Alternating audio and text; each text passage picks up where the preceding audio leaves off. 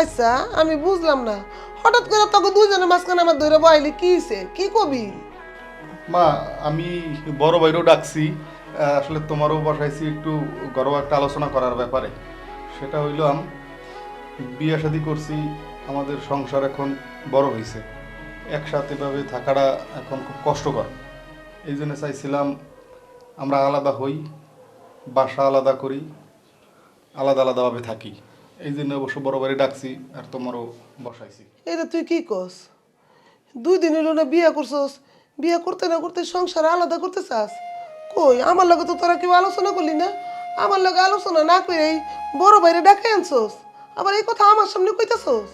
মা, ছোট যেটা কইছে এটাইও ঠিক আছে। তুই যেহেতু আলাদা থাকতে চাস, আলাদাও। আচ্ছা ঠিক আছে, তাহলে আমাদের বাসা বাড়িতে যেভাবে যা আছে এগুলো অর্ধেক অর্ধেক ভাগ করে দিও।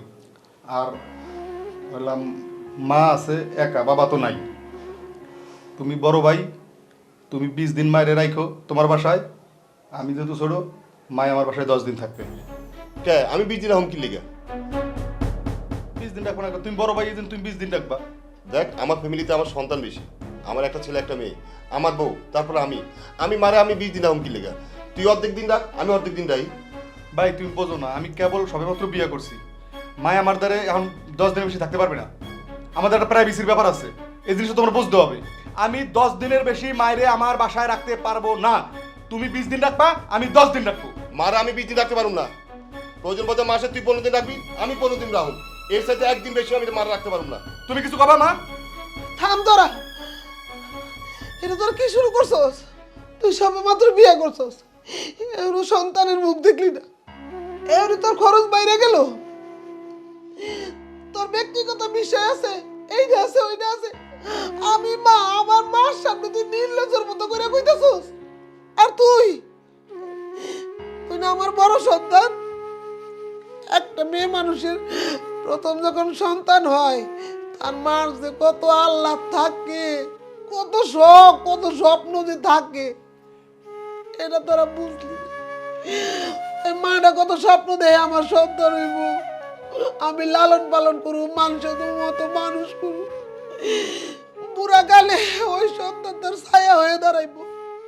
আর তুই তুই তো বাবা মারব, তুই তো বাবা হইছ, তোর দুইটা সন্তান, তুই আমারে ভাগ করে দিতেছ। কিন্তু কেন বাবা?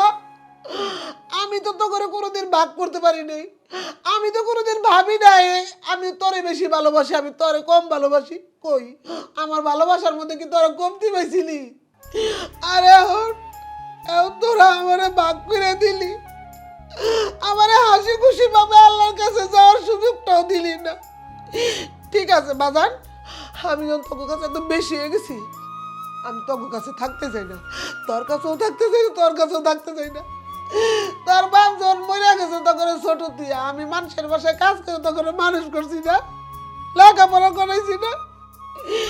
এই বুড়া গেলে না হয় আবারও মানুষের বাসায় গাইনি ডাকবো, তাও ভালো, তাও তোর কাছে আমি আর থাকবো না, কিছুতেই থাকবো না, কিছুতেই না।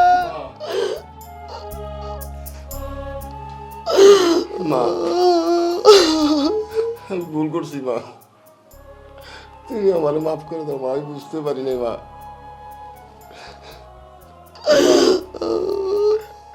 আসলে মার অভাবটা আমি বুঝতে পারি, আমি ভুল করছি মা, তুমি আমার মাফ করে দাও। না না না না বুঝা মা, অনেকগুলি কথা কইছি মা। আসলে ঠিকই তো মা, তুমি আমাদের 10 মাস 10 দিন কষ্ট করছো, আমাদের কত কষ্ট করছো, ছোট কাল থেকে মানুষ করছো, লালন পালন করছো, আমার ঘরে কখনো কষ্ট দাও নাই, নিজে না খাই আমার ঘরে খাওয়াইছো, মানুষের বাসা বাড়িতে কাজ করে আমার ঘরে বড় করছো। আসলে আমি বুঝতে পারি না মা, আমরা আসলে স্বার্থপর সন্তান মা। তোমার পা দিলাম, মাফ চাই মা। তুমি আমার মাফ করে দাও মা, আমার মাফ করে দাও, মাফ করে দাও মা। ওঠ ওঠ বাজান, আমা, মা তুমি আমার মাফ করে দাও মা। বাবাই মারা যাওয়ার পরে তোমরা দুজনে তো আমার মানুষ করছো। আজকে আমি তোমার কথা দিলাম, তুমি যতদিন এই পৃথিবীতে থাকবা ততদিন আমরা দুই ভাই আলাদা হব না। তুমি মাফ করে দাও মা। ভাই ভাই ওঠো। মা আমাকে যত কষ্ট হোক মা, আমরা দুই ভাই একসাথে থাকুক মা, কোনোদিন তোমার ফলা যাবো না মা।